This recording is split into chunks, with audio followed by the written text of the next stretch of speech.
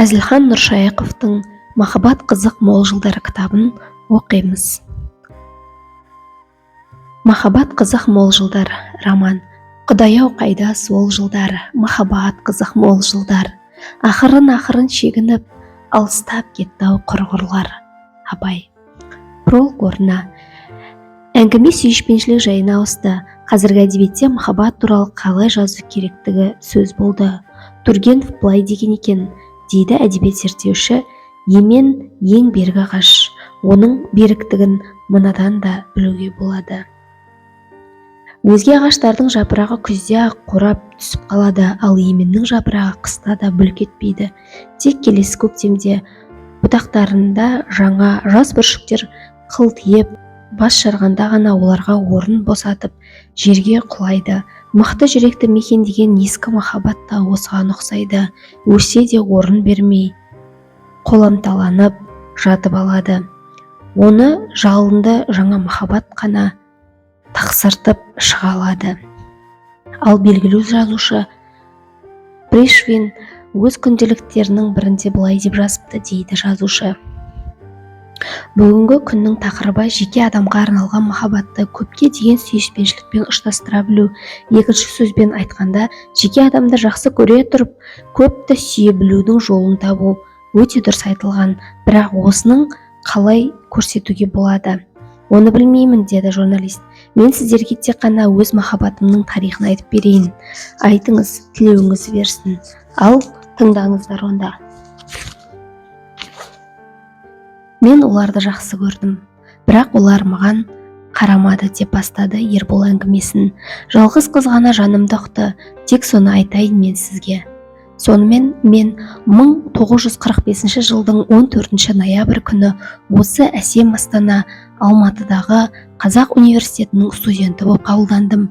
Тарих филология факультетінің деканы, батыр тұлғалы, кесек пішінді, жалпақ бетті, қысық көздеу келген орта жас мөлшеріндегі сабырлы кісі документтерімді байыппен қарап шықты да, бұрын пединституттың 1-ші курсын бітіргендіктен бірден 2-ші курсқа алынатынымды айтты. Мен содан 1 сағат қана бұрын Астананың Совет көшесіндегі университет үйінің баспалдағына табанымды тіреп, жаңа ғана үзіліске шығып, дәлізді кернеп тұрған студенттердің арасынан өтіп, үйдің 2-ші қабатына көтерілгенде, шыңнан шыңырауға қарағандағыдай басым айналыңқырап, буын-буыным дірілдей түскенінде аңғарғанмын. Енді міне, декан 2-ші курсқа қабылдандың дегенде, өзім 2 аяғыммен нық басып тұрған деканттың едені жылжып, қозғала жөнелген сияқтанды. Мен деканат бөлмесіне емес, Алатаудың шың құзырының үстінде, дүниенің төбесінде қалықтап ұшып бара жатқандай күй кештім. Декан алдында үстел үстіндегі шыны астында жатқан сабақ кестесіне қарап отырды да, сіздің курс қазір осы дәліздегі 33-ші аудиторияға жиналады. 5 минуттан кейін сабақ басталады. Өзіңізді студентпін деп есептеп, курсыңызға барып отыра беруіңізге болады, деді. Мен деканға рахмет айтып, бас идім де есікке қарай бұрылдым. Дәлізді қуалай жүріп келемін, ұмытып қалмайын деп қайта ішімнен. 33-ші аудитория, 33-ші аудитория деп күбірлеп келемін. Мені сыртында 31 деген жазуы бар есік тұр.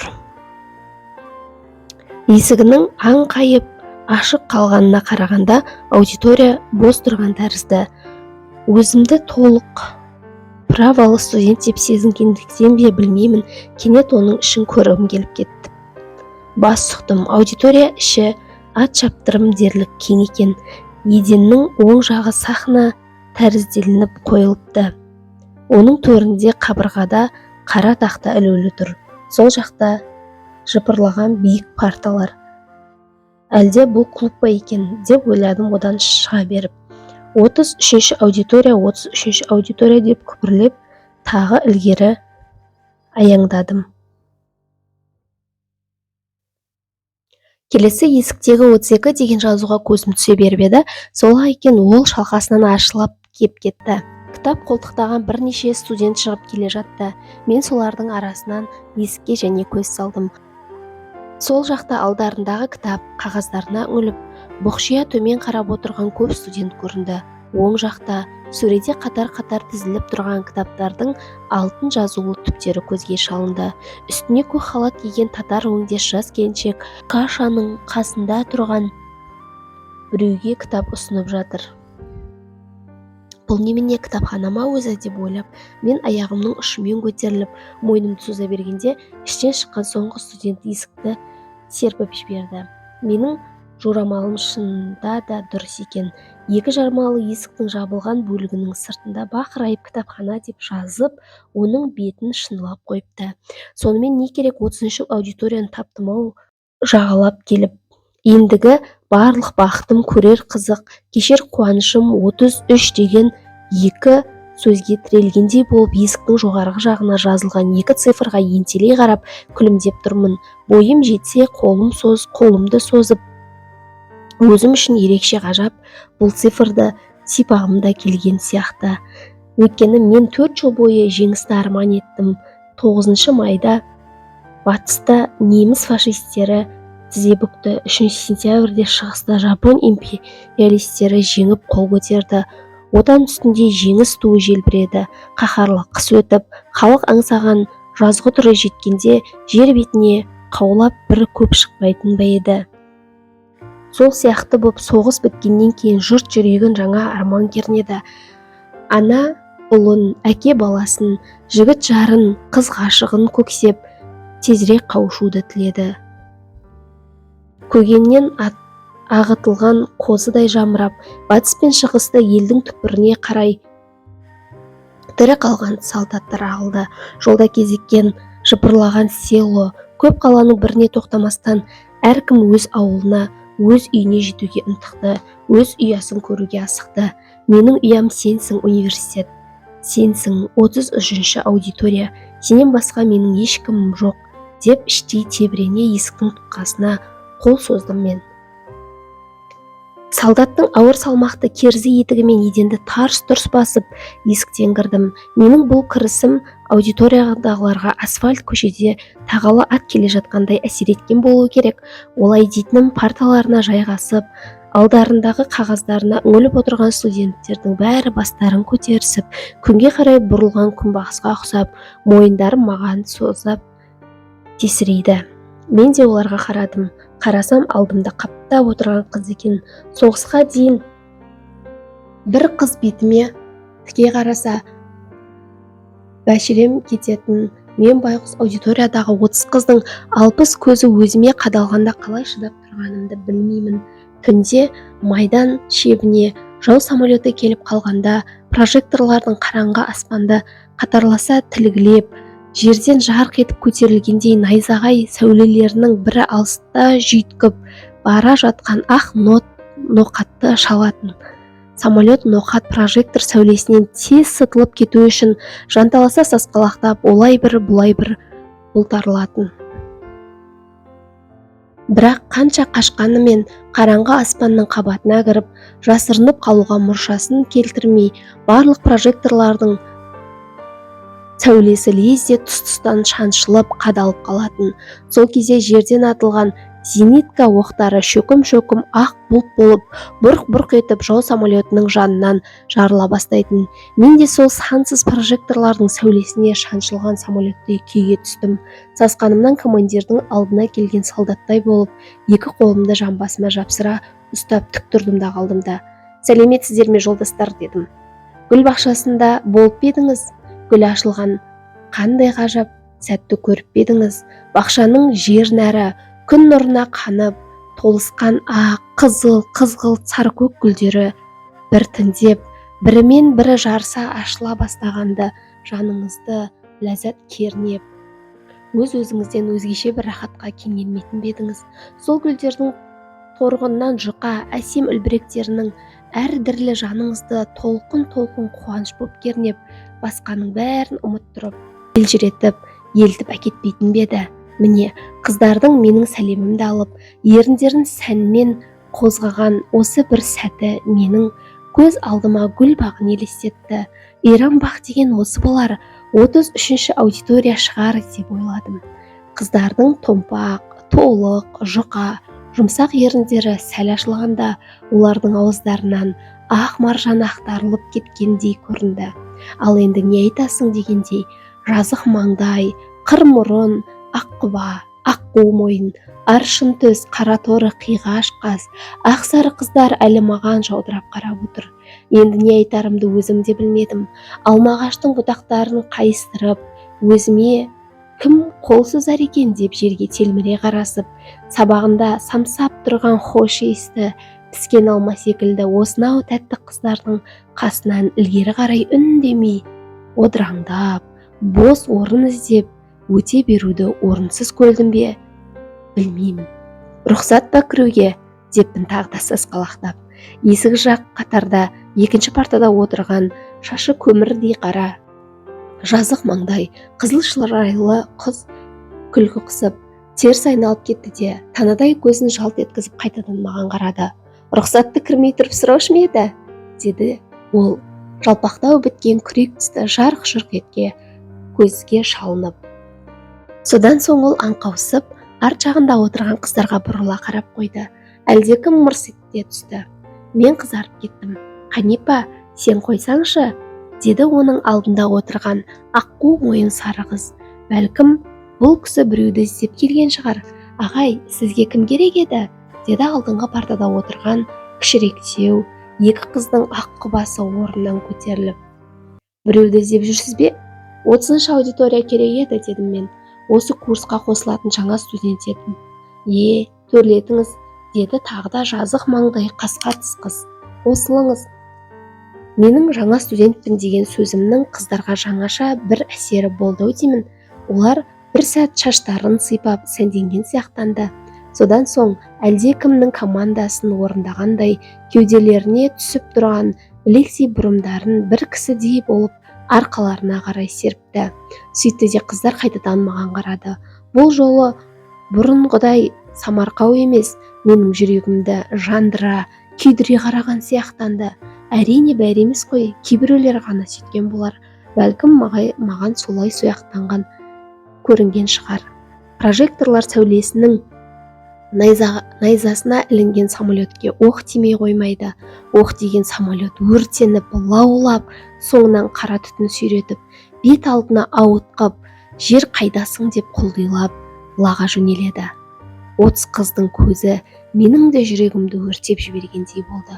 Оқ деген самолеттай теңселіп, теп-тегіс еденде жаңа жыртылған тақтаның үстіне келе жатқандай сүріне аяңдап, бос орын іздеп аудиторияның ең түкпіріндегі бос партаға қарай беттедім. Ең артқы партаға келіп, еңкейіп, оның кітап қоятын қуысына әскери сумкамды, қоқайма фуражкамды сүңгітіп, енді отыра бергенімде дәл қасымнан дүр етіп бір топ көгершін көтерілген іспеттеніп кетті. Олардың лапын қаққан жеңіл қанаттарының жақыннан шыққан лебін де естіген сияқтандым. Мұнда көгершін қайдан келді деп ойлап басымды көтеріп алдым.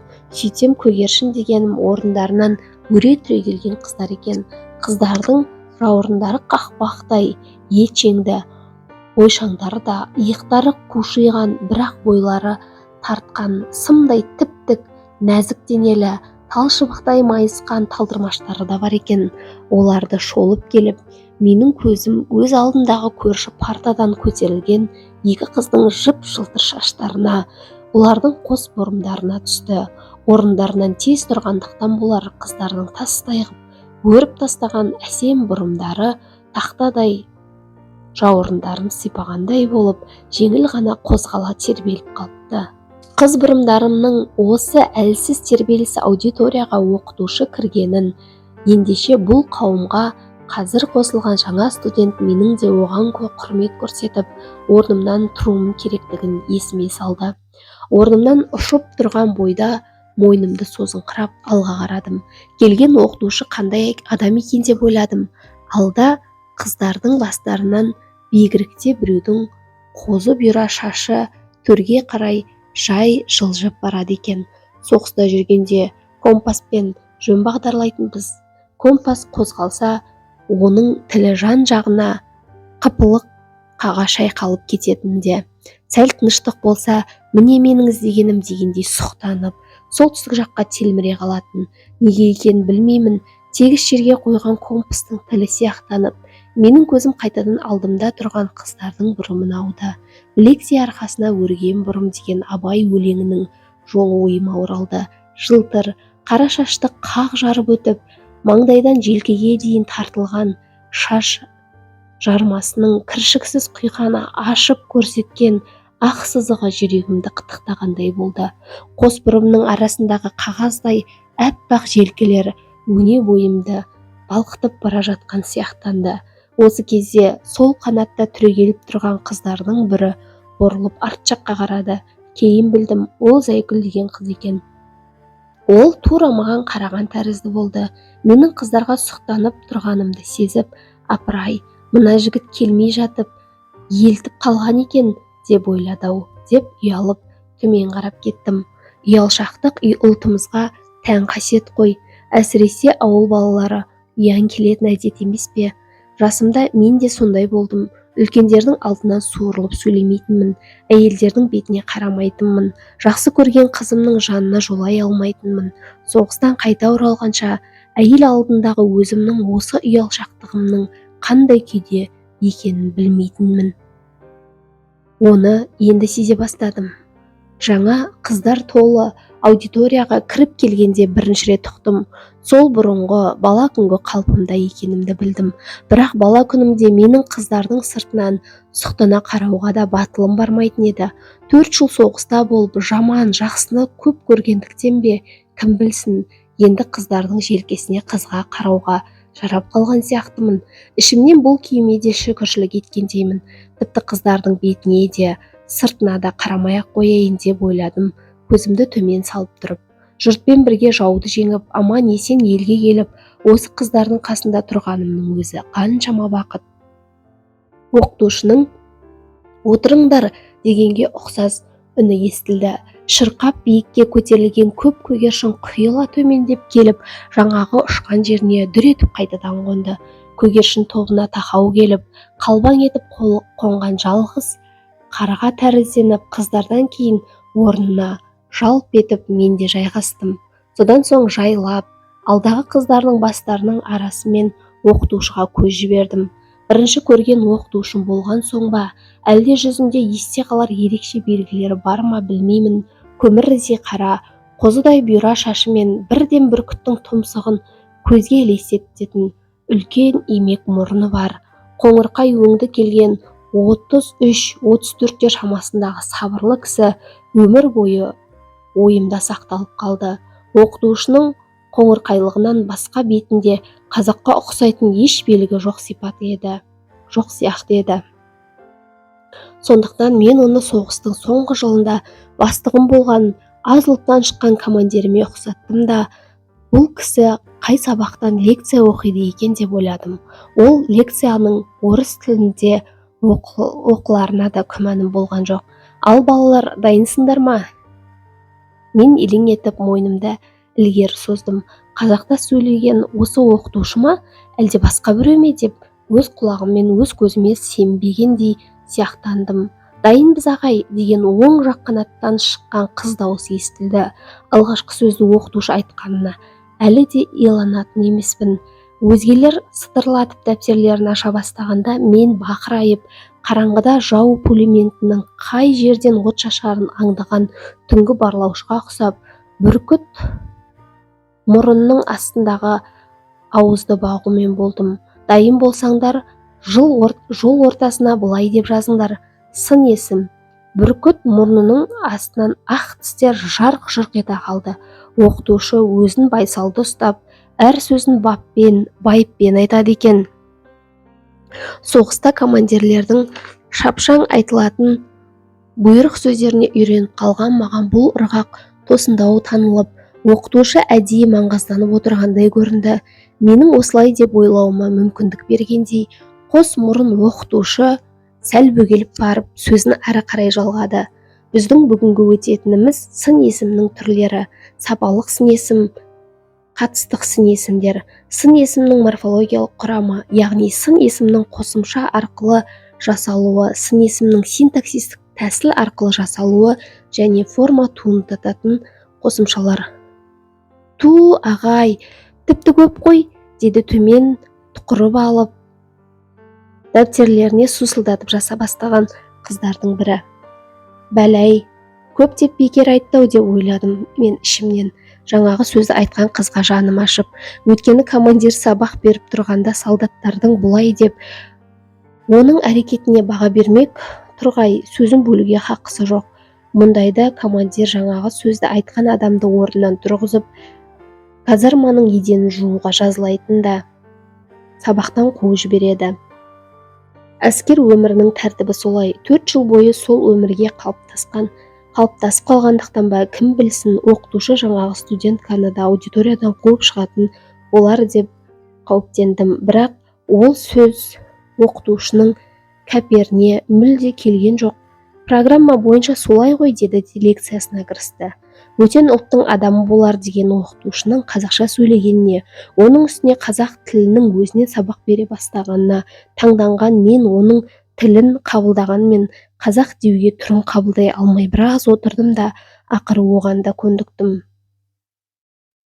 Содан соң өз дәптерімді алдыма қарай тартып, мен де жұртпен ілесе конспект жазуға талаптандым. Бірақ бір ғажабы, қанша талаптансам да жаза алмадым. Дәптердің дәл ортасына сын есім деген 2 сөзді баттитып қойдым да төбеден ұрғандай болып тұрып қалдым. Біріншіден 4 жыл бойы қолыма қалам орнына салмағы 8 килограмм снаряд ұстап үйренген саусақтарым икемге келетін емес. Екіншіден, бәлкім сол себептен де болар, жаңа ғана өзім жай сөйлейді екен деп ойлаған оқытушының дауыс екпіні тыңдауға қырсау сияқты болып көрінгенмен, менің әр қайсысы әрең бүгілетін, уындары шор-шор барбиған жуан саусақтарымның шапшаңдығынан әлде қайда жылдам болып шықты.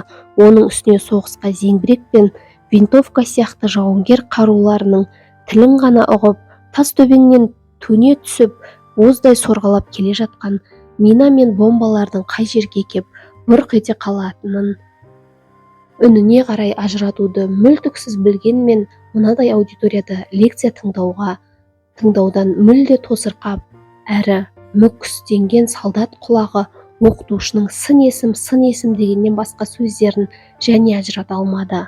Маған қос мұрын оқытушының лекцияға кіріскеннен кейінгі шыныдай шыңылдап қалған дикциясы тағы ұнамады. Ол сөйлеген сайын біреу аудитория терезелерінің әйнегін шылдырата сындырып келе жатқан тәрізді, немесе аязды күні әлемдік ақ қарды шықырлата бастап, қасыңнан өтіп бара жатқан сияқты болды да тұрды. Маған сөзден гөрі сол бір шыңыл көбірек естіле берді. Қойшы, қаншама тырыссам да ештеңе жаза алмайтыныма көзім жетті. Қауырсындай ғана жеп-жеңіл қарындашты қағаз бетіне жорғалату алпамсадай зеңбіректі ашық позицияға дөңгелетіп алып шығудан ауыр тиді. Жоқ, бүйтіп босқа қиналмайын деп ойладым ішімнен. Алдымен оқытушының үнін құлағыма сіңістетейін. Содан соң бірте-бірте лекциясын жазуға да жаттығармын. Осы отырғандардың бәрі лекция тыңдап, конспект жазу шеберлігіне бірден емес, біртіндеп жеткен болар. Ендеше 4 жыл окопта жатып, соғыс академиясын тауысқан солдаттың бұлармен бірге бейбіт өмір университетін тәмамдауға да шамасы келер әлі. Осы ойдан кейін қарындашымды дәптерімнің астына қойдым да, бала күнгі әдетім бойынша сол жақ алақаныммен жағымды таянып, жақсылап тыңдамақ болдым. Тыңдай бастап, қыздардың кесте тоқығандай жыпылдатып, жылдамдата конспект жазып жатқан әсем қолдарына көзім түсті де, тағы да солар туралы ойлап кеткенімді өзім де аңғармай қалдым. Қыздар, сендер қандай ғажап жансыңдар, шіркін, қап-қара көздерің мен жанды ерткен көмірдей шаштарың, иықтарыңдағы толқындай тулаған білектей бұрымдарың мен сол қос бұрым арасынан көрінген кіршіксіз әппақ желкелерің қандай әсем еді сендердің. Өзеннің құба талындай солқылдаған бойларың неткен көркем. Апырау, қыр жігітінің қанын қыздырып, құшақтауға құмартатын қыпша белдерің мынау бұралған. Сендердің сымбаттарыңды суреттеуге соғыстан қайтқан солдаттың тілі жетер алар ма?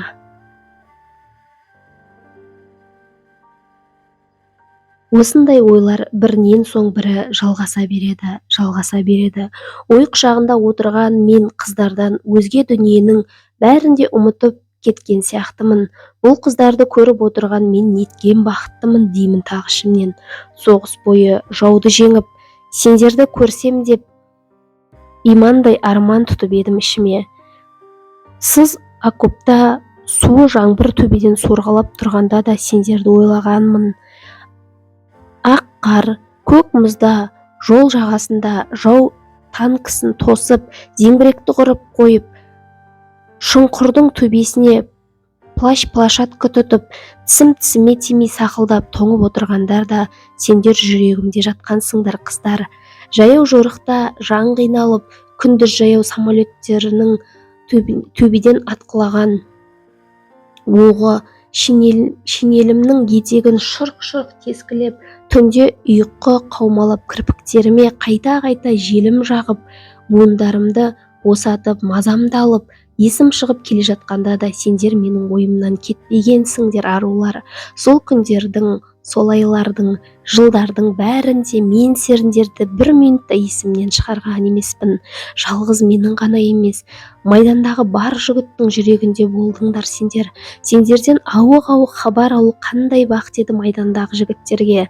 Әр жауынгер қолына үшкіл хат тиіп, оның сыртындағы өзіне таныс қолдың таңбасын көргенде жел қозғаған жапырақтай дірілдеп, тез оқып шыққанша тағаты қалмай асығатын, жаңа ғана жаудың жебір танкін жайратып, қираған болаттың беріктігі мен сұстылығын өз бойына, өз өңіне жиып, шымырқанып тұрған қаһарлы солдаттың қыз хатын оқып шыққанда жаны жадырап, қара көзі күлімдеп, бүйрек бетіне алқызыл бояу шабатын, ақ тістері ақсия көрініп, өзгеше бір рахат табатын. Осы бір өңі жұмсарып, жүзі жылып, жүрегі нәзік лүпілге басқан шағында оның көкірегіне өзгеше бір күш құйылатын.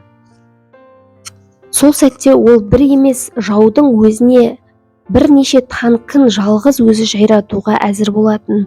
Міне, майдандағы жігіттерді біресе болаттай қайтайтып, біресе қорғасында ертетін сендер едіңдер. Сендердің ғажап хаттарың еді қыздар. Сендердің жауды жеңіп қайтыңдар деп әр хатта айтатын әмірлеріңді орындап, тезірек Берлинге барып, одан соң өздеріңе жетсек деп ынтығушы едік бәріміз. Бір қазақ қызының жүзін көріп, қасында отырсақ, арманымыз болмас еді деп аңсайтын едік біз. Енді міне, мен біреуіңнің ғана емес, бір аудитория толық қыздың қасында отырмын. Қандай бақыттымын мен бақыттымын деп Алатаудың төбесіне шығып айқайлағым келеді қазір.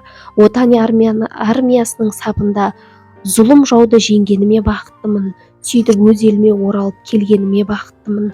Қаншама ер азамат туған жерге жете алмай, туған елдің топырағына өскен қызыл гүлдей қыздарының ақ жүздерін көре алмай арманда өтті. Өлер алдындағы әр солдаттың аузында ең соңғы сөзі әйел аты болды. Біреуі анасын, біреуі жарын, біреуі ғашығын есіне алып, тілі күрмеліп, мәңгіге көз жұмар алдында ақтық күш жинап, солардың есімін атады. Олардың өздеріңе деген махаббаттарының қарызын солдат сол бір ауыз сөзді ұмытпай айтып өтуге тырысты. Содан кейін отан сүйгіш, ана сүйгіш, жар сүйгіш солдат жаны мәңгіге тыныштықты. Осындай ойлар арынды өзеннің ақжал толқынындай төпеп, бірін-бірі қуып жөнелді келіп, мен өзімді қыздарға деген осынша мол, нәзік сезімде бар екенін бұрын да білетін едім. Сол сезімдердің бүгін университетке келіп, алғашқы лекцияға қатысқан сәтте-ақ ағыл-тегіл ағылғанына таң қалдым. Қой, мұным болмас. Университетке алынбай жатып, аңсарым қызға оған несі? Мен мұнда қызға қырындаймын деп емес, оқимын деп келіп едім ғой. Ендеше қыз туралы ойлаудан тыйылуым керек деп өзіме өзім тоқтау салмақта болдым. бірақ айы, күні жеткен әйелді ауық қинаған толғақтай әлде бір арылмас мазасыздық менің бойымды билеп барған сайын бастағы ой өрістеп өршелене берді. Ұлы Отан соғысында біз жауды қыруымыздың, самолеттің, танктың, артиллерияның құдіретімен жеңдік деп ойладым мен онан әрі. Сол сияқты алаулаған асыл махаббаттың күшімен де жеңдік. Біздің жүрегімізде отанға, анаға, сүйген жарға деген шексіз махаббат болды. Соңғы күш алдыңғының қуатты қозғаушысына айналды да өлім мен өмірдің арпалысындай айқаста біз жеңіп шықтық. Меніңше, махаббат дүниедегі барлық күштің көзі, барлық қуаттың бұлақ бастауы. Онсыз еш жерде жеңіс жоқ. Ендеше қыздар, махаббаттың мөлдір бастауы.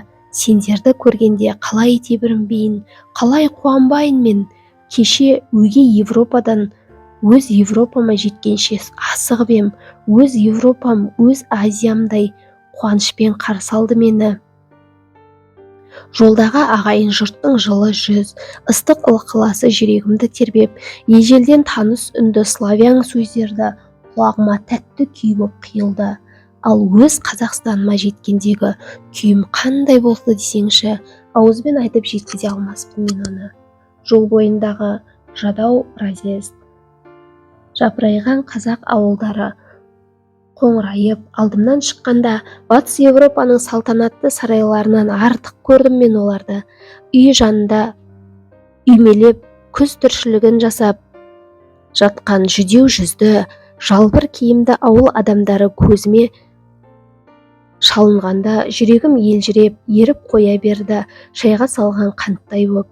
Осы кезде көңілді 500-ші поезд деп аталатын әскерден қайтқан солдаттар тиелген қызыл вагонды ұзын составтың Қазақстанның шеткі шағын станцияларының біріне келіп тоқтағаны көз алдыма елестеді. Тәкен деген жолдасым вагоннан қарғып түсті де поездға сүт, айран, жұмыртқа алып шыққан әйелдердің қасына барды одыраңдап. Апалар амансыңдар ма? Бәріңізге мың сәлем, деді ол басиып. Айран бар ма? Бар шырағым, десті әйелдер. Жолдасым бір банка айранды басына бірақ көтерді. Содан соң түбінде қалған жұғынын жинап алып бетіне жақты. Қап-қара жігіттің беті алабажақ боп шыға келді. Мұның не шырағым, деді айран иесі қартаң әйел таңданып. Мұным қуанғаным апа, сұрапыл соғыстан аман келіп, туған жерге табаным тиіп, сіздей апамның қолынан айран ішкеніме қуанғаным, туған елдің дәмін татқаныма қуанғаным, айранның қалғанын бетіме жаққаным, балалық күнім есіме түсіп еркелегенім апа. Сізге еркелегенім, Қазақстанға, халқыма еркелегенім. Әшейінде сөзге олақ, кеудесі орден мен медалға толы, аңқылдақ, батыр жолдасымның сол бір сөзі керемет шекпендік болып шықты. Алда, бақырай, елді сағынған екен ғой, деп сол жерде әйелдердің бәрі тегіс жылап жіберді. Қай жердікісің? Шешең бар ма? Деп әркімдер сұрапты жатыр. Талдықорған облысыныкімін. Өзіңіздей келген шүйкедей ғана қара домалақ шешем бар еді. Соған асығып келемін, деді Тәкен кемпірлердің біріне қарап. Алда, бақырай, шешеңнің жүрегі жарылып-ақ кетер-ау сені көргенде. Осылай деп әйелдер қолдарындағы бар жұмыртқа, бар сүт айранын Тәкенге ұсынды. Туған жердің дәмін таттым, маған сол да болады, деді. Тәкен әйелдердің ұсынғанын алмай, жұрт оған қарамады. Жолдастарыңа бер, соларға дәм татыр. Тәкен бет аузы айғыз-айғыз болып әйелдерді вагонға бастап келді. Алыңдар жігіттер, туған ел ырзығы алыңдар, ішіңдер, дәм татыңдар, деп жатыр әйелдер. Әйелдер әкелген тамақтардың бәрімізге тегін бөліп берді. Біреу ақша төлемек болып еді, қартаң адыр ренжіп қалды. 4 жыл соғыста аштан өлмеген біз, соғыс біткеннен кейін өледі деп педіңдер. Қойыңдар қарақтарым, ақшаларыңды қозғамаңдар, әлде жат жерде жүріп, елдеріңнің қонақ жай салтын ұмытып қалып педіңдер. Бұл сөзге жауапты тағы да Тәкең берді. Жоқ апа, ұмытқамыз жоқ, деді ол. Мұнда біз мұны халықтың майданнан жеңіспен келген жігіттерге шашқан шашуы деп қабылдайық. Жөн, сөйтіңдер, деп әйелдер разы болып қалды. Осы кезде біздің пойызымыз гудок беріп ілгері қозғалды. Зымырап келе жатқан пойыздың есігінен етекті елге қарап отырған менің есіме данышпан жиренше түсті.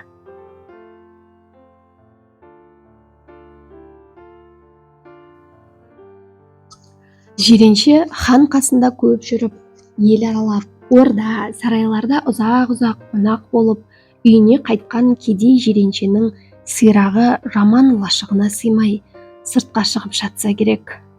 Хан ортасындағыдай мамық төсекте емес, лашық ішіне төселген өлең шөптің үстінде рахаттана керіліп жатып, шешен, шіркін, менің өз үйім кең сарайдай боз үйім деген екен, дейді. Мен жолдасымның бетіне қарадым. Тәкен, үйіңе жетуге асығып келесің бе, дедім. Үйіңе жетуге кім асықпаушы еді, деді ол. Мен ауылға баруға асықпайтынымды, Алматыда қалып оқуға түсетінімді айттым. Сенің оқуыңа болады, ал менің басыма ешбір оқу қонбайды, деп ол өз басын жұдырығымен тоқылдатып қойды. Мен барамын да елдегі бір жақсы қызға құлындай шыңғыртып құрық саламын, маған одан басқа оқудың керегі жоқ. Мен күлдім. Күлме, деді ол. Оқуда да жақсы қыздар көп болады. Аузыңды ашып босқа қарап жүрмей, сен де солардың бірін, тәуірін нысанаңа ал. Сөйтіп, мен кеше ғана эшелоннан түстім, қыздар. Бүгін міне сендердің орталарыңа келдім. Мен сендердің ағаңмын, досыңмын, қыздар. Мен сендердің бәріңді де жақсы көремін. Аудитория есігінің сыртынан шылдырлаған қоңырау дауысы естілді. Бірінші лекция бітті.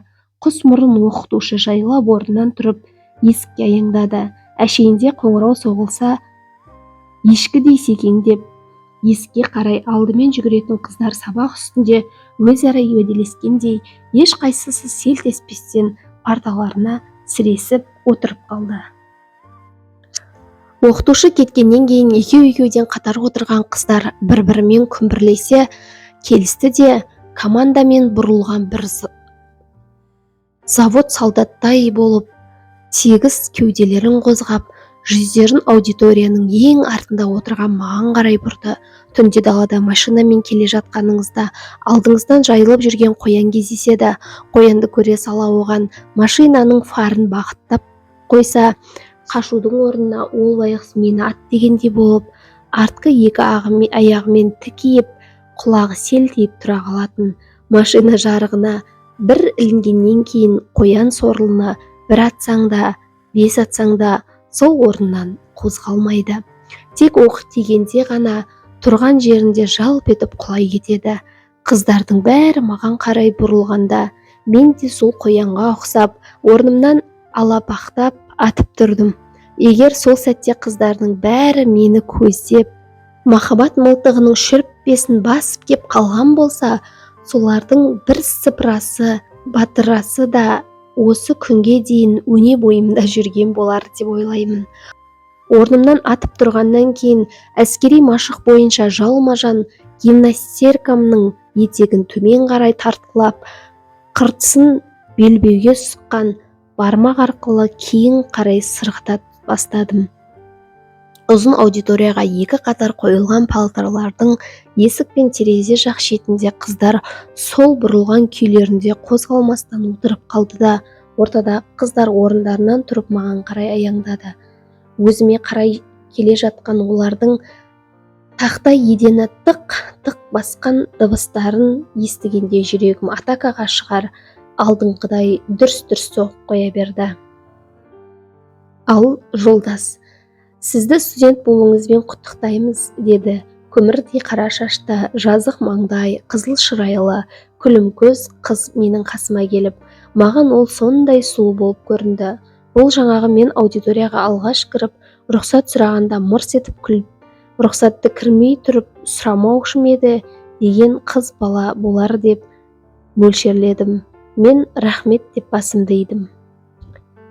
Қыз тағы да мырс етіп күліп жіберді де, құттықтау үшін бе, әлде амандасу үшін бе, маған сүйріктей саусақтарын созды. Алдымен қолды өзім бермегеніме екі бетім ду ете қалып, мен де алақанымды ұсындым. Қыздардың қол ұсынып амандасқанда алақанын су құятындай шыңқырайта қойып, саусақтарының ұшы жігіттің қолына тиер-тиместен тартып әкететін әдет емес пе?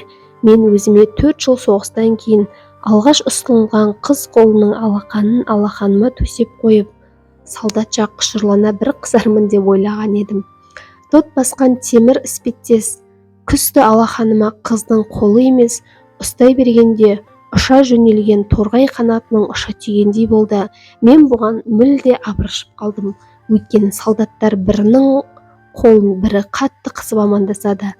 Олар үшін қол беріп амандасу ләззатының өзі сонда. Бәлкім қыз қолын жаңа маған бермеген шығар, бәлкім ол қайта ұсынатын болар. Сонда дұрыстап қысармын деп үміттендім. Бірақ қыз енді қолын қайта беретін белгі танытпады. Менің білегім жау танкісіне қарай көзделген зеңбірек стволындай серейіп, созылды да қалды. Қайта әкетуді қолайсыз көрдім.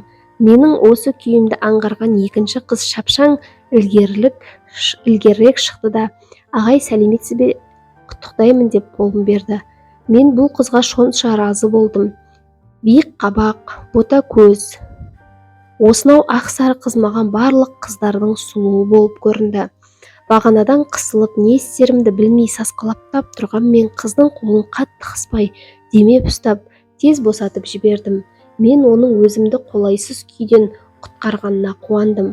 Бар абыройды жапқан бетімнің бояу жоқпас қыңырлығы болды. Іште қанша қысылып, қиналсам да өмірі өңімнен белгі білінген емес. Өзімнің дүрдік ерін жалпақ бет, шойын қаралығымнан өмір бойы осыдан өзге тапқан пайдам да жоқ, тағы да еден тықылдады. Тізеден келетін юбкадан шыққан түп-түзу екі сирақ киіктің лағымдай қазданып, қасыма және тақай берді. Үстіне киген ақ кофтасы мен ақ мақмалықтай үлпілдеген қас кеуде, қызыл ерін, аққұба қыз жымиғаны жаныңды майдай ерітіп, иіліп келіп оң қолын берді. Одан соң қос бұрымы жер сызған биік өкше етігінің аттағаннан аялдағаны көп. Балдай шұбатылып, жібектей ширатылған сұрша қыз екі аттам жерге буыны құрығандай былқ-сылқ етіп әрең жетіп, қарлығаш қанат қасын кере, жұқа еріндерін жай ғана жыбырлатып, кер маралдай керіліп, оң қолын созды. Оның артынан жасында балалар үйінде тәрбие алып өскен дерін танытта, шаштарын иықтарына түсіре қидырып, сол әдемі қолаң шаштарын жауындарын жаба жайып жіберулерінің өзі жігіттің жүрегін бірден бүлк еткізетін. Қыр мұрын, қыпша бел, бірі нәзік, бірі толықша, бірі әдемі қыз ақ тістерін жарқырата көрсетіп, бірінен соң бірі амандасты. Қойшы не керек? Сөйтіп мен қыздардың жұп-жұмсақ ып-ыстық қолдарын ауыртып алмайын деп еппен ұстап, бірінің соңынан бірін қыса бердім. Олардың қолдарын алып жатып, ақырын ұрланып көздеріне қараймын. Уыздай уылжыған, алмадай албыраған, бүйректей бұлтиған, мамықтай үлбіреген, үлпілдеген, қарақаттай мөлдіреген қап-қара көздері жүрекке жебедей атылған. Катюшаның оғына ұқсас ұзын кірпіктері, жаңа туған жіңішке айдай немесе егіншінің қол орағындай иілген сүйкімді кастарды бірінен соң бірін көріп, елтіп, ежіреп, панорамалы кинода отырғандай басым айналып, жығылып кете жаздап тұрмын. Бұл қолыммен партадан қапсыра мықтап ұстап алмаған болсам, сол сәтте гүрс етіп құлап кетуімде ықтимал еді. Екі мүшкіл күйімде тыныш тұрмай, жабағайлы елінен жайыққа қыз іздеп барған Төлегенді есіме алдым. Ол да осы мен сияқты бір қыздан соң екінші қызды көріп, есі кеткен еді. Тау басында қарағай, Төлегеннің мінезі болып кетті баладай. Осындай болып әр жерден 11 қыз өтті сәулетпен, бәрі де қалды жарамай деп келетін.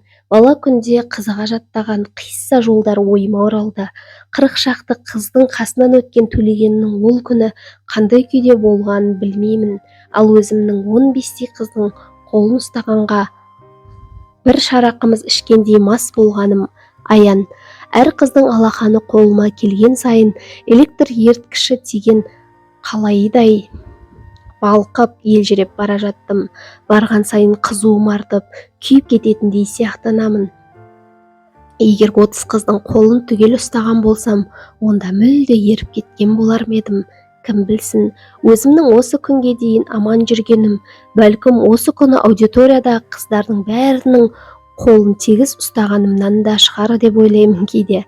Менің бақытыма қарай алғашқы амандасқан қыз қайтадан тіл қатты. «Жә, өзгелердің отыра беріңдер», деді ол басқа қыздарға қолын сермеп. «Қалғандарын кейін амандасасыңдар, қазір басқа шаруа бар». Басқалар күле түсіп орындарына отыра қалды. Бірсыпыра қыз мені қоршай түрегеп тұрды. «Ал жолдас сөйлеңіз», деді әлгі қыз дауысын әндете созып. Мен бір оған баяндама жасап беремін деп уәде қылғандай-ақ. «Не сөйле дейсіз?» дедім сәл ыржия түсіп. Бұл арада мен ыржалаңдайтын да ештеңе жоқ еді. Тегі көп қыздың мысы басып, қысылғанымнан сөйткен болуым керек. Бұрын бір қыздың бетіне бедірейе қарай алмайтын болсам, енді бірнеше қыз өзімді ентелей қоршап алғаннан кейін сойған қасқырдай боп ыржиғанымды қайтейін. «Қайдан келдіңіз?» деді қызыл шырайлы қыз көзін ойнақшытып. «Германиядан. Соғыстан қайтқандардың бәрі Германиядан келеді, я қыздар?» деп қызыл шырайлы қыз достарына қарай бұрылды. Олар қыздар мені әзілмен қағытып тұрғанын сезіп, ақырын ғана жымиысып қойды. Оны мен де сездім, сондықтан да жаңағы жауабымды қайта толықтырып, «Берлин түбінен қайттым» дедім. «Түбі деген қай жер?» деді қыз мүләйімсіп. Қыздар мырс ете қалды. «Шпре деген өзеннің жағасында» дедім мен де сәл қысыла түсіп. «Берлинге тақау жер». Деді қыз менің жауабымды түсінген болып. «Берлинде болдыңыз ба?»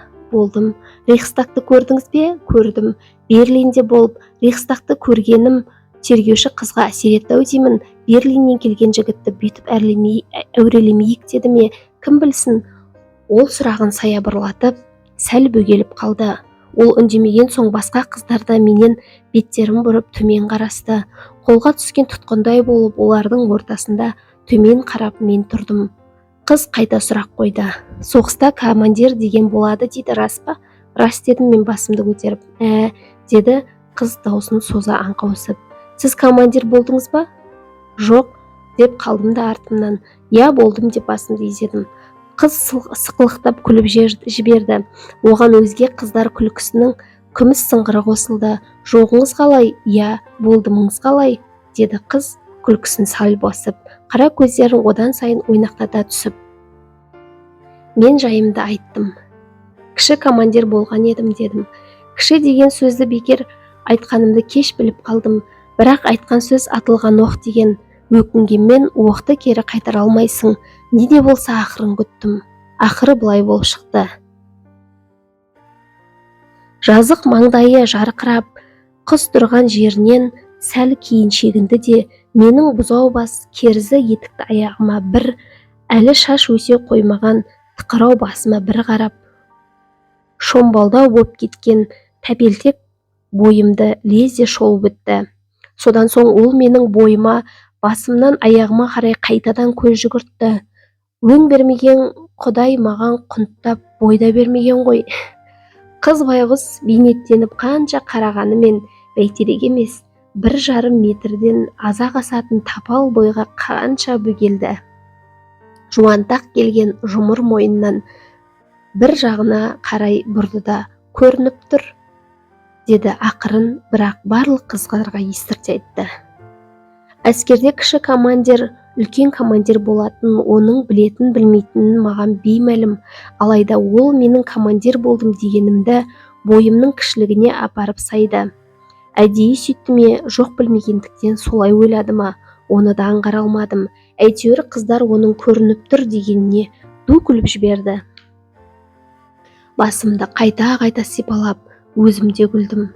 Қыздар Күлмеңдер, деді ол түсін суытқан болып. Күлкен, анау журналды алып келші. Гүлдей майысқан бір қыз оқытушы столының үстінде жатқан журналды алып келді. Мені тергеуші қыз оны қолына ұстап тұрды да: мұнда курста староста болады, білесіз бе, деді.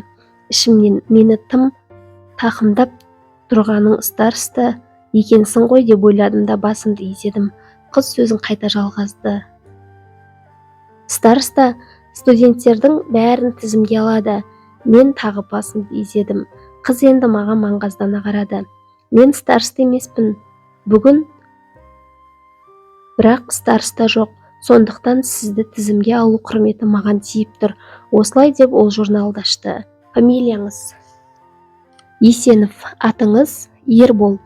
Қыз саусақтары майысып отырып журналдың ең соңына Есенов Е деп жазды да қайтадан бетіме қарады. Ербол, сіз соғыста ер болдыңыз ба? Бұл сұраққа не айтарымды білмей және бөгеліп қалдым. Жоқ, жұрт қатарлы, дедім ақырын. Бәсе, кеудеңіз сылдырламайды, деді қыз. Мұны да оның қай мағынада айтқанын аңғармадым. Кеудеңде орден, медальдардың жоқ дегені болар деп түйдім. Ал менің орден, медальдарым жеткілікті болатын. Тек оларды студенттер арасында мақтанған сияқты болып көрінбейін деп, таңертең университетке келерде кеудемнен бір-бірлеп ағытып түскен үйімде қалған зат қапшығымның ішіне салып кеткенмін. Бірақ қызға дәнеңе демедім. Қыз журнал бетіне үңіліп тағы да сұрақ қоя бастады. Осы кезде сыртқа шығып кеткен бірең-сараң қыздар да аудиторияға қайта кіріп жатты. Қай жылы туғансыз? 1922 жылы, дедім күбірлеп. Қаттырақ айтыңыз, деді қыз менің жауабымды ести тұрса да. Семья жағдайыңыз қалай, әйеліңіз бар ма? Жоқ. Сүйген қызыңыз бар ма? Мен басымды шайқадым. Қыздар, естіп отырсыңдар ма? Деді ол жар-жағына қарап. Ешкім үндемеді. Ту қойсаңшы, Қанипа, деді осы кезде отырған қыздардың біреуі орнынан тұрып, бізге қарай аяңдап. Ағайды сонша әурелегенің не? Тергеушідей жаулап алып. Ортадан сәл ғана төмендеу бойы бар, самай тұсы ширатыла бұраланып тұратын қою қара шашын ұзын қос бұрым етіп өріп, оны ақ маңдайынан жоғарылата, басына бірнеше рет орап, екі ұшын тас қылып төбесіне түйіп тастаған, ақ беті таза, қолмен аршылған жұмыртқадай кіршіксіз, жасы 18-ге келген талдырмаш қыз мені қоршап тұрған өзге қыздардың арасын қақ жарып өтіп, қасыма жақындай берді. Қыздың ғажап сипатын көргенде мен ұялуды ұмытып, оған бақырайып қадалдым да қалдым. Орасан үлкен де емес, онша кіші де емес, дөңгелек қара көздер тергеуші қыздың көзіндей ойнақланбай, көлгірсіп күлімдемей, өзгеше бір пәк, таза тұнықтықпен жаудырай қарайды. Жылы шуақты осы қыз көздің арасынан төмен қарай ақ қағазға ақ бояумен тартқан тік сызықтай болып қыр мұрыны көрінеді. Оны әсем мұрын астындағы таңертеңгі гүлдей бүрсіңкі оймақтай ауыздың мені кім сүйеді дегендей ынтыға үлбіреп қалған боялмаған қызыл еріндері қыз жүрісінің ырғағымен әлде өзі дір еткендей ме, әлде тыныш тұрған мені дір еткізгендей ме, бір белгісіз жайды аңғартты. Лезде сол дірілдің суға лақтырған тастай болып, алысқа жүрегімнің түбіне қарай шым батып бара жатқаны өзіме ап-айқын боп біліне бастады. Жаныма тақап қалған қыздың аппақ бұғағы мен жұп-жұмыр мойнын көзім шалғанда, тамағымның ішінен бір жұмыр нәрсе қытықтай жөнелгендей және бір сезім пайда болды. Әсіресе оның оң бетіндегі мойылдай мөлдіреген мен менің көзімді де, өзімді де магниттей тартып әкетіп бара жатты. Ақ қыз алдыма келіп тоқтап, қылымсымай, қымсынбай, бейне бір өзінің туған ағасымен сөйлесіп тұрғандай үн қатты. Ағай, бұл Қанипа деген қалжыңбас қыз, деді ол мені сұрақтарымен сонша қинаған қызыл шырайлы қысқа тіс қызды иығынан бір сипап қойып. Бәрімізді күлдіріп, көңілімізді көтеріп отыратын осы. Сіз оған ренжіп қалмаңыз. Неге екенін білмеймін, бұл қыздың дауысын құбылтпай, бір қалыпты табиғи биязылықпен, өтіне айтқан сөзі маған бұйрықпен бетер әсер етті. Жау танкімен жекпе-жек айқасуға жауапты бұйрық берген командир сөзін тыңдағандай, екі қолымды жамбасыма жапсыра ұстап, тіп-тік боп қалдым да, құп болады дегендей ишара жасап, алдымен басымды изеп, одан соң еңкейе иілдім. Бұл арадағы екі қимылдың бірі артық. Бас изеген соң иілудің қажет жоқ еді. Бірақ мен ол сәтте не қажет емес екенін біліппін бе сірә. Содан соң қайтадан кеудемді керіп, бақырайып, бақ жиып қызға қарап, оқтау жұтқандай тіп-тік боп сірейдім де қалдым. Мұным, мен сіздің құлыңызбын, айтқаныңызды бұлжытпай орындаймын, тағы не бұйырасыз дегенім сияқтанды. Менің бұл тұрысым сылаңдаған әсем аққудың қасында өз-өзінен күжірейіп, одырайып тұрған күркетауықтың қоразын көз алдарына елестетті ме, кім білсін, кейбір қыздар мырс етіп күліп жіберді. Осы кезде бағанағы бүріскен гүл ашылайын дегендей әлпет танытып келе жатты да тез тоқтап, сол күйінде қозғалыссыз қалды. Өзге қыздар күлгенмен, ақ қыз әсем ернін қытықтай бастаған күлкіні кері қайтарып жіберді. Мұнысымен ол барша ұстамды қыздың бетінен еш нәрсені білдіртпейтін, жақсы иә жек көргенін ешқашан аңғартпайтын ең үлкен өнерін танытқан еді. Бірақ ағасының, өзімді айтамын, ол кезде оны аңғарарлық жайы мүлде жоқ болатын. Сонымен ұзын сөздің қысқасы, жігітке жұтаң соғыс кезіндегі ауылда өсіп, сұрапыл шақта боз баламен қатар тұруға үйренбегендіктен және олардың қыз алдында өздерін қалай ұстайтындықтарын көрмегендіктен бе, әлде өзінің де мен сияқты қобалақ, қолапайлау ағасы болып, сол есіне түскендіктен бе, білмеймін, қыз менің ат байлайтын ақырдай болып, серейіп қалған қолайсыз күйімді күлкі етпеуге, елемеуге тырысты. Оның орнына бағанадан бері қыздар көзіне күлкінің нысанасы боп тұрған мені бұл жағдайдан тез шығарып әкетуге әрекеттенген сияқтанды. Жаныма одан сайын жанаса кеп тұрды да, «Қане ағай, жаңа лекцияны жаза алдыңыз ба?» деп алдымда беті жабулы жатқан дәптерге қолын созды. Бұл бір неміс қағазынан жасалған қалың кінағаның жартысы болатын. Германиядан қайтарда дүние қоңыз кейбіреулер дүкеннен дүкен қоймай аралап жүріп, нәрсе алып, үйлеріне сәлемдеме, посылкалар жөнелтіп жатты. Ал мен халқымыздың бүлінгеннен бүлдіргі алма деген қағидасын берік ұстандым да, еш нәрсеге қол созбадым. Маған отанымның жауын жеңгендігі және өзімнің аман қалғандығымнан қымбат олжа жоқ еді. Осы оймен Германиядан кеткелі жатқанымда көп айлар қоластымда болған. Кейін зеңбірек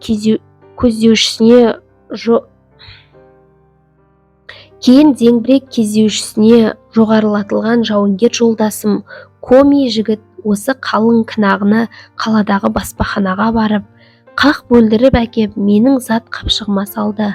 «Сержант, мұны зау жерінен алған олжам деп емес, менің сізге тартқан сыйлығым деп алыңыз. Еліңізге барып оқуға түссеңіз, бұл қағаз сізге керек болады» деп өтініп болмады. Ал менің оқуға түсетініме еш күмәнім жоқ еді. Мен бір қызық айтайын сізге, өзім соғыста ешқашанда өлемін деп ойлаған емеспін. Соғыстан кейін алдыма қайтсем де журналист болуым керек деген мақсат қойып едім. Ол да орындалды. Тегі адам не нәрсеге сеніп, беріле істесе, оның сол ойы орындалып шығатын болар деген ойлаймын. Жоқ, мұның біздің әңгімеге қатысы жоқ, жай еске түсіп кеткен соң айтып жатқанымда. Сонымен қыз менің алдымдағы дәптерді өзіне қарай сырғытып, бірінші бетін ашып қарады. Одан жол ортасына бадырайып жазылған сын есім деген сөзден өңге ештеме таппады ма? Бас жағын жазып үлгере алмай, аяқ жағын келесі бетке жазған шығар деп ойлаған болу керек. Ол қағаздан да аппақ сүйріктей саусақтарымен дәптердің екінші бетін аударды. «Бәле, ағай, ештеңе жазбапсыз ғой?» деді ол келесі беттің де таза тұрғанын көріп. Дес бергісі қыз маған. «Ештеңе жаза алмапсыз ғой демей, жазбапсыз ғой?» деді. Тегі сол сөзінің өзі менің көңіліме кеп қалды ма деп ойлаған болу керек. Дереу оны және жұмсартуға тырысты. «Ой ағай, мұндай бола береді. Шу дегенде осы отырған бәріміз де лекция жаза алмағанбыз». Адам бірте-бірте төселеді. Алдымен әр оқытушының үніне құлақты үйрету керек. Осы кезде дәлізде соғылған қоңырау үні естілді. Мені қоршап тұрған өзге қыздар өз орындарына қарай ойысты. Тек ақ қыз әлденені ойлағандай ернін жымыра түсіп бөгеліп қалды да: «Ағай, алға жүріп менің қасыма отырыңызшы, мен сіздің конспект жазуыңызға көмектесейін» деді. Мен не істерімді, бұл ұсынысқа не дерімді білмей сәл бөгеліп қалдым. Мұным қыздың бұл сөзді шын ықыласымен айтып, өзіме қиыла қарағанына, су қоспаған таза спиртті жұтқан адамның алдымен тұншыға жаздап барып, дем алғаннан кейін көмейінен төмен қарай әлдене ішін өртеп, ақырын жылжып бара жатқанын сезіп, біраз үнсіз отыратыны сияқты бір сәт еді. Бұған дейін бұл қызға бас изеп, сақаудай ыммен жауап бергеннен басқа үн қатып ештеңе дей алмағаным оны көргеннен ақ тіл мен жағымнан айырылдым. Қыздың ақ дидарынан шыққан әлде бір асыл күш менің сөйлеуге тілімді келтірмей, көмекейімді тас қып буып тастаған тәрізденді. Міне сондықтан бұл жолда мен қызға ризалығымды ыммен білдіріп, басымды изедім. Осы кезде оның ризалық, биязылық, сыпайылық, сүйкімділігін көргенде менің жүрегім бұрынғыдан да бетер дүрсілдеп кетті. Бағанадан бері жүрегімнің лүпілі тыныш тұрған самолет моторының от алдырғандағы алғашқы гүріліне ұқсаса, оның ендігі соғысы сол мотордың стартқа келген самолетті көкке көтерер алдындағы бар қуатымен қалшылдай дірілдей самолетті ішіндегі жолаушылармен қоса теңселте қозғап тітіретіп жіберер сәтіне пара-пары болды. «Қойшы, не керек?» лезде-ақ мен мұрын тескен тайлақтай елпеңдеп, қыздың соңына ілесіп, аудиторияның алдыңғы жағына қарай аяңдадым. Жоқ, сол сәтте ол менің жүрегімнің өзін қоса тесіп, бұйдалап алыпты ғой. Кім білген, қыз шіркіндердің бар істі осылай үндемей тұндыратынын.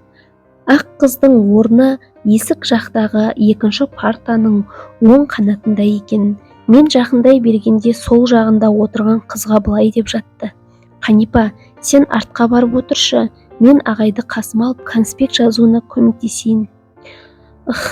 Деді Қанипа, біреу оны ыңқ еткізіп бүйірден қойып қалғандай. Дауысына мән бере және қаттырақ шығарып, жақынырақ отырған қыздар оның ісіне елең етіп мән бере қалды. Тек ақ қыз ғана оны елемеген сияқтанды. «Немесе мен орнымды берейін, ағайға сен көмектес. Жаңа келген әлі үйренбеген кісіге алыста отырып лекция тыңдау қиын ғой», деді ол өзінің сабырлы қалпымен. Жолдасына тағы бірдеңе демек боп оқтала берген қызыл шырайлы қыз сөлбірейіп, мен қасына келіп қалғаннан кейін жалт ете бетіме қарады да ақырын ғана жымиып, қазір деп қағазын жинай бастады. «Әй Меңтай-ай, жаңа ғана бұл жігіттен жауап алып, беделім күшейіп қалып еді, абыройымды айрандай төктің-ау, тым болмаса ертең ауысып отыратын едік қой».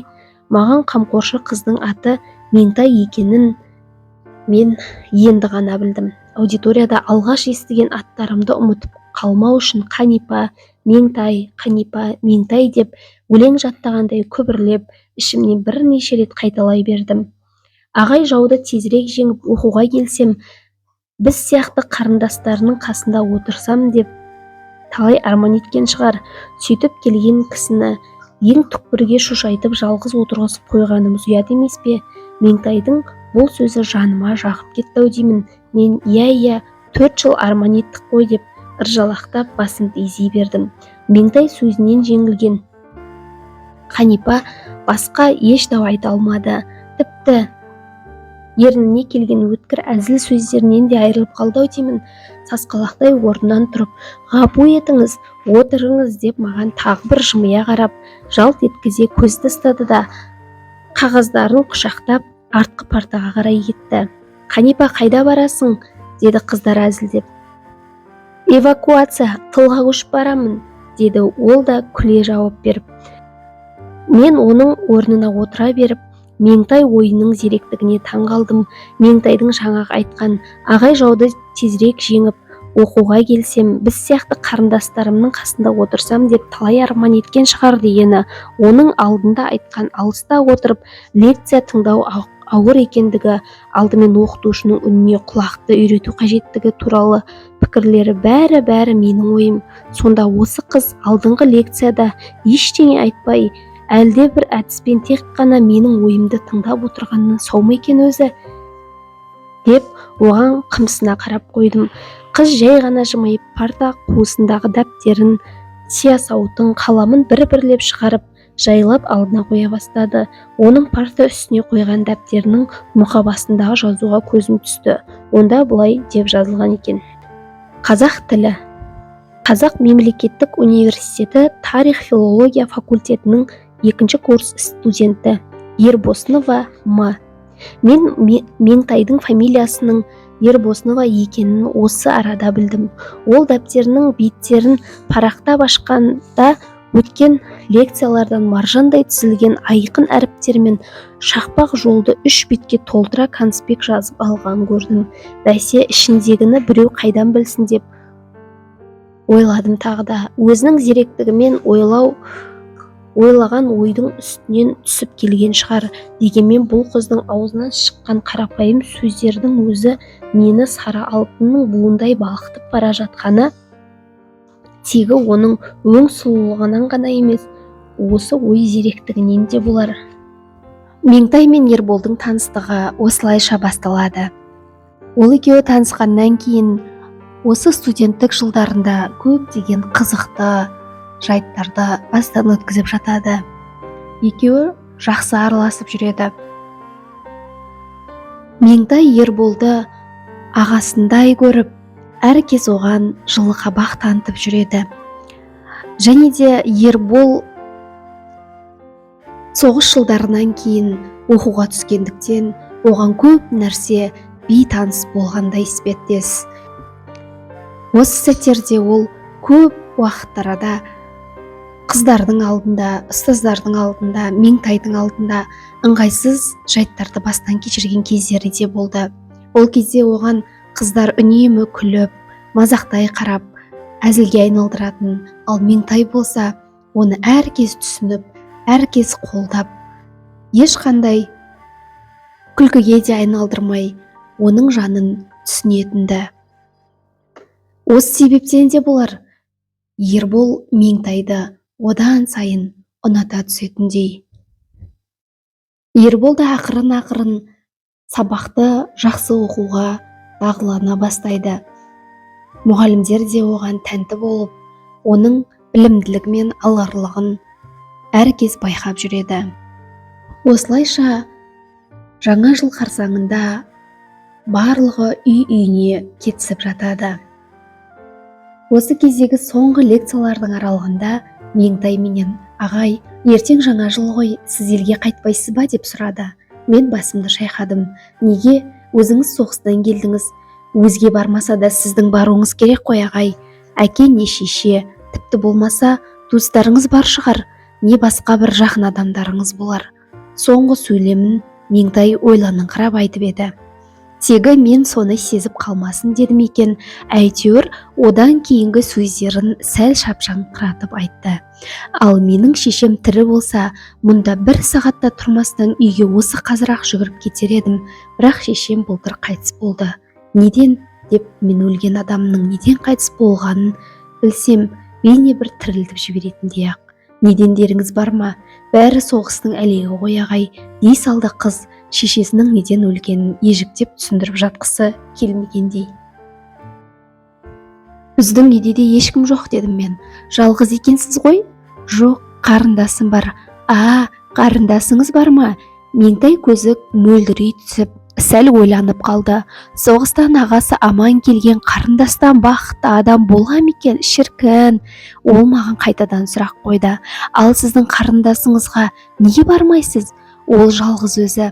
Сізді қашан көремін деп сарғая күтіп отыр емес пе? Жоқ, жалғыз емес, тұрмысқа шыққан. Сіз соғыста жүргенде ме? Иә. Сіздің рұқсатыңызбен бе? Жоқ, менен рұқсат сұраған жоқ, дедім күліп. Қыз, бәләй, неге рұқсат сұрамады екен дегендей басын шайқады да одан соң біраз үнсіз отырды. Егер ешқайда бармасаңыз, деді қыз маған қайта бұрылып, ертең біздің бөлмеге келуіңізді сұраймын ағай. Қасымдағы қыздардың бәрі кетіп қалады. Күні бойы елігізіп бір бөлмеде бір кісінің отыруы қиын сияқты. Жарайды, дедім мен әлденеге жүрегім дір ете қалып. Бірақ мен сіздердің мекендеріңізді білмеймін ғой. Солай ма еді? Сіз жатақханаға әлі бір рет барып көрген жоқсыз ба? Жоқ. Ендеше сізге қалай түсіндірсем екен? Меңтай ернін тістеп, сәл ойланып алды. Университеттің екі жатақханасы бар, бірі Калинин көшесінде, бірі Виноградов көшесінде. Бірақ екеуі бір жерде, қатар. Виноградов 62, біздің жатақхана, соның 62-ші бөлмесі. Ұқтыңыз ба? 62, деді қыз, оқып алсын дегенде әр сөзін соза айтып. 2 рет 62. Мен сәл ойланыңқырап барып басымды изедім. Ойланғаным, Калинин көшесіндегі жатақханаға майданнан бірнеше рет хат жолдағаным есіме түсті. Менің бөгеліп бас изегенімді шала ұққандығымнан деп білді ме? Әлде айтқанын ұқсам да ұмытып қалар деп ойладым, білмеймін. Меңтай дереу дәптерінің аяқ жағынан бір бетін жыртып алды да әдірісін жаза бастады. Мен оның айтқанын ұқсам да, ұмытпайтынымды білсем де, жазбай-ақ қойыңыз демедім. Маған өз қолмен жазып берген қағазы қымбат көрінді. Өзіңіз қайда тұрасыз, ағай? Деп сұрады Меңтай, әдіріс жазған қағазды бүктеп, менің қолыма ұстатып жатып. Дзержинский көшесінде, бір жолдасымның әкесінің үйінің пәтеріндемін. Тұрған үйіңіз Виноградов көшесінен төмен бе, жоғары ма? Төмен. Онда біздің жатақхананы былай табасыз. Үйден шыққан бетіңізде Дзержинский көшесінен өрлеп жоғары Виноградовқа дейін көтерілесіз. Оң жақ бұрышта драма театрының үйі тұр. Оны білетін шығарсыз. Театрдан оңға қарай бұрылсаңыз, бір 10 минуттан кейін Никольский базарына жетесіз. Сол жағыңыздан бір үлкен шіркеудің дүңкиіп тұрған.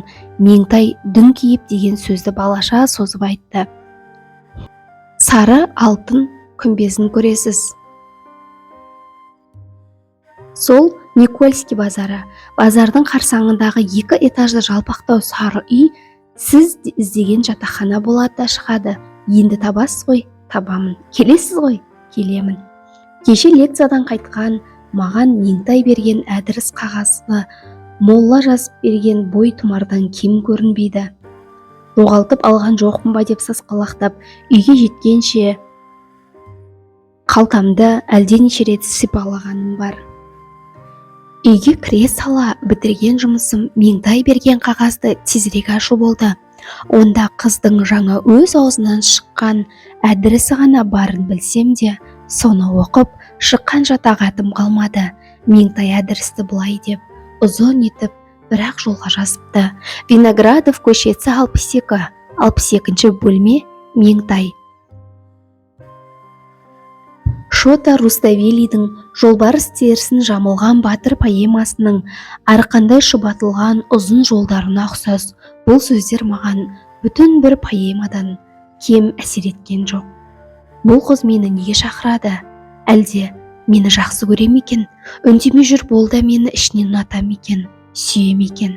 Әрине, солай болуға тиіс. Сүймесе, мені оңаша бөлмеге шақырар ма еді? жалынғандай боп қайта-қайта өтініп, өз қолымен әдірісін жазып берер ме еді? Әттең шіркін, меңтайдай әсем, ақылды қыз мені сүйіп, мәңгілік жарым болса, өмірде ешбір арманым болмас еді. Осылай ойлап, төсекте шалқамнан жатқан менің есіме бала күнімде естіген бір шумақ халық өлеңі түсті. Мінгенім дайым менің сары болса, мінгенім дәйім менің сарым болса, қолымда жетектеген нарым болса, армансыз бұл дүниеден өтер едім, күлім көз оймақ ауыз жарым болса, рас, меңтай мендік болса, менің де арманым болмас еді, деп іштей күрсінемін де, осы өлеңнен картина құрастырамын. Арасында сары аты, астында сары аты, қолында жетектеген жалғыз өркеш нар түйесі бар жігіт алдында, ақ отаудың қасында тұрған күлім көз, оймақ ауыз келіншекке қарай асығып бара жатқандай көрінеді. Сонда менің де астымда атым, қолымда нарым болу керек пе, деймін мен өзіммен өзім дауласып. Ат адамның қанаты, деп білетін қазақ үшін бір жүйріктің болуы қажет ақ дейік. Сонда нардың керегіне? Көшпей қонбай нар жетектеп жүрудің өзі ұят емес пе? Әлде нар дегені дәулет деген мағынада ма екен? Қазіргі дәулет денсаулық пен білім емес пе? Қойшы, не керек? Ақыры қазақтың қара өлеңдерінің бәрінің алғашқы екі жолы мағынасы келеді. Бар мағынаны соңғы қос жолға ғана білдіріп отырады деген оқытушы сөзі ойыма оралды да, бұл шумақ өлеңінің бір мәні армансыз бұл дүниеден өтер едім, күлім көз оймақ ауыз жарым болса дегенінде деп түйемін. Осыдан кейін басыма тағы да күдікті ой келеді. Мүмкін сені қыз оңаша бөлмесіне сүйгендіктен емес, аға деп сыйлағандықтан, ағасындай сенгендіктен шақырса қайтесің, деп біреу мені үрейлендіре, алғашқы тәтті ойымнан үркіте сыбырлағандай болады. Осындай неше алуан ойлардың тұйығына тіреліп, таң атқанша төңбекшіп шыққан ол түн өмірімдегі ең мазасыз түндердің бірі болып есімде қалды. Таңертең шай үстінде үй иесі маған қарап, Ербол, қарағым, түні бойы дөңбекшіп шықтың ғой, ауырып қалған жоқсың ба деп сұрады. Жоқ дедім мен басымды шайқап. Жөн, онда шайыңды ішіп, наныңды жесеңші, деді ақсақал менің ауырмағаныма қуанып. Бірақ мен бір түйір де тата алмадым, еш нәрсе тамағымнан өтпеді. Осылайша барлық жолдарды өтіп келіп, мен жатақханаға жеттім. Бөлме табылғанымен менің жүрегімнен бөлмеге кірер батылдық табылмай, тағы біраз бөгеліп қалдым. Сағатыма қарасам, таңертеңгі 8-ден жаңа асып барады екен. Апырай, осы келісім не келіс? Қыз шақырды деп қылқаңдап, таң атпай жетіп келуімнің жөні қалай болады? Менің бұл елпілдегенімді қыз қалай түсінеді деп ойлап тұрдым да, шешінген судан тайынбас дегендей, не де болса кіруге ұйғардым. Меңтай есік дыбысынан шошымасын дедім бе, білмеймін. Былп-былп еткізіп есік қақтым. Іштен ешкім дыбыс бермеді, тағы да қақтым, тағы да үн жоқ. 3 рет сөйттім. Итеріп қарасам, есіктің кілттелмей бос жабылып тұрғаны байқалды. Содан соң алға деген бұйрық естілгеннен кейін окоптан қарғып шығып, мойынды ішке алып, мылтықты кезене ұстап, шабуыл дүрмегіне ілесе тайсақтай ілгері жүгірген солдаттай болып көзімді шарт жұмды да, есікті ішке қарай итеріп қалдым. Тұтқа қолымнан сүйреп, есікпен ілесе ішке кірдім. Ішке кірсем, сол жақтағы және төрдегі 2 төсек жинаулы бос тұр. 2 төсектің бел ортасында 2 жастық. Саған не жоқ ей? Дегенде 2 құлақтар едіреңдеп маған қарай қалысты. Мен неге екенін білмеймін, әлде бір магнит тартқандай болды ма? Әйтеуір шапшаң мойнымды оңға бұрдым. Бұрылсам, оң жақтағы төсекте Меңтай жатыр.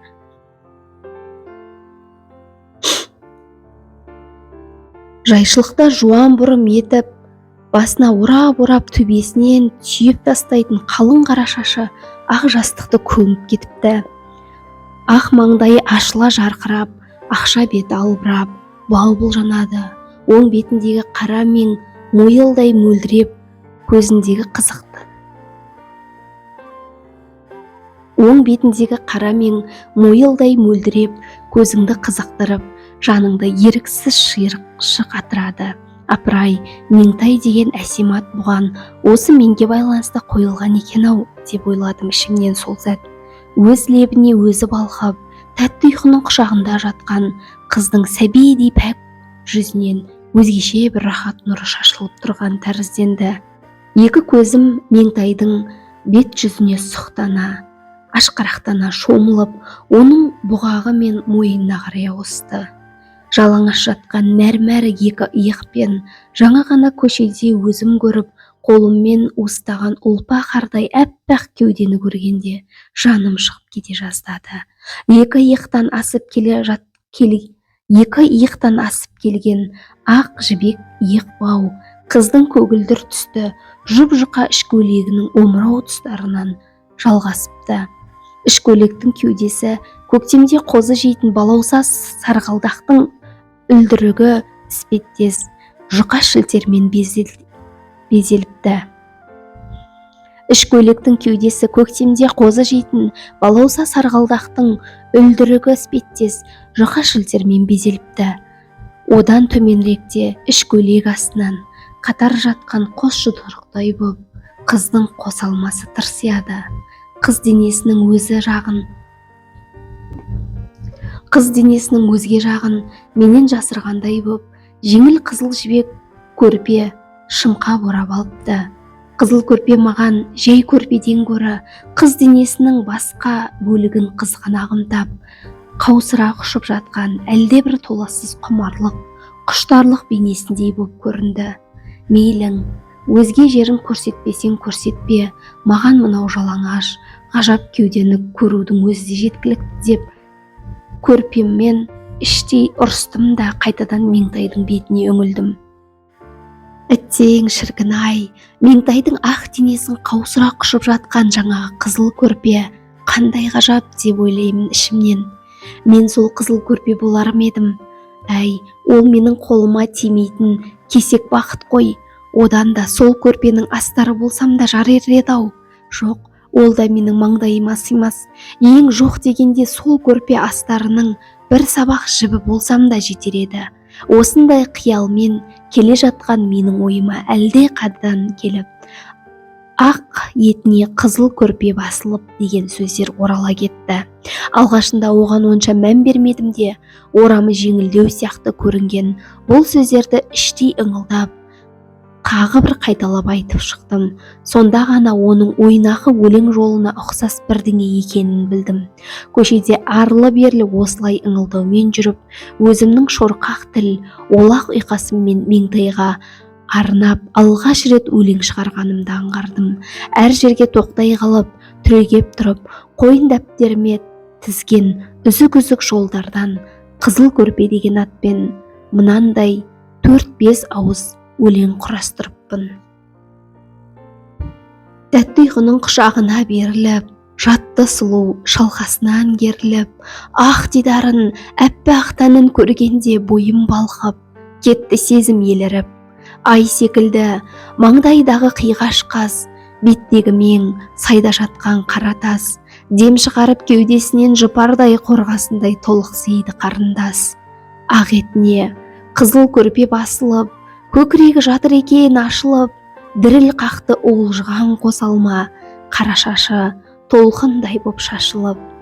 Күнім туып бақ жұлдызым жанатын, қымтап, шымқап, жаным рахаттанатын болсам етті, әттең дүние сол көрпе, құшып, сүйіп, құмарым бір қанатын.